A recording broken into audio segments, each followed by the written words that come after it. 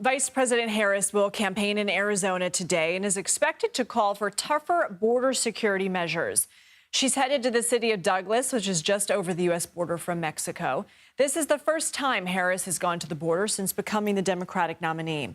CBS News immigration and politics reporter Camilo Montoya-Galvez is in Douglas, Arizona, covering this visit. Camilo, what are we expecting to hear from Harris today? Hi, Lindsay. During her first visit to the U.S. Mexico border as a presidential candidate in this race for president, Vice President Harris is expected to receive briefings on fentanyl interdictions here at the U.S. Mexico border by Customs and Border Protection at official border crossings. And it is really important to underscore to our viewers, Lindsay, that most of the illicit drugs, including fentanyl, smuggled into the country are smuggled at official border crossings by legal travelers, most of them U.S. citizens, not by migrants who are crossing the border illegally. And obviously, the fentanyl crisis has been one of the two big, major, challenging immigration and border security crises that this administration has faced. The other one, of course, is the record influx in migrant crossings over the past 3 years. Vice President Harris is also expected to talk about that issue. She is expected to call for tougher border measures and also highlight the recent executive actions that, as you know, Lindsay, the president has taken to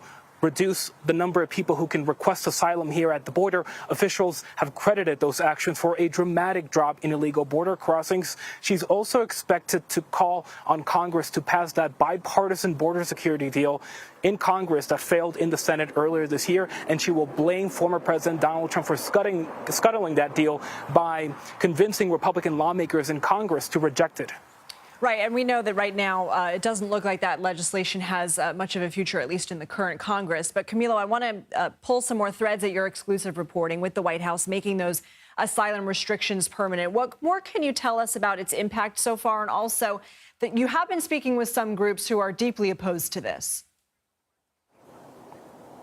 That's right, Lindsay. We have learned here at CBS News that the Biden administration is preparing to announce as early as Monday of next week a new policy change that will make those asylum restrictions issued in June more permanent, and it will also make them harder to lift. Right now, those asylum restrictions are contingent on the level of border crossings here on a daily basis being above 1,500 per day. That has not happened yet, but the administration is now seeking to make that even harder to lift by requiring officials to only deactivate the policy when that 1,500 average is in place for 28 days, not just a week, not just 7 days. So that is likely to ensure that this policy will remain in place here at the border for the foreseeable future, certainly through the election and perhaps beyond, Lindsay.